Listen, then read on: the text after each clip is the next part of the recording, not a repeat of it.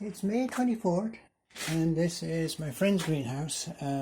Showed it to you one time already, I believe. So anyway, it's 5-watt solar panel, really old one that I gave her. And there is the fan going. It is 6:16 p.m. and here's some of her plants. So she's got lettuce down here, she's got zucchinis that are almost ready to go. A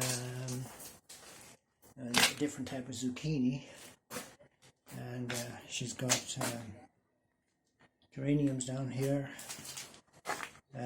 zucchinis, lettuce, more lettuce, zucchini. So I guess she likes zucchinis, and she's got more zucchinis, I guess, to be planted outside. They're up here on this shelf, and yeah, so this is what she has. Oh, and these look like peppers, I guess. I think they're peppers. So I guess there's going to be peppers planted in there somewhere as well.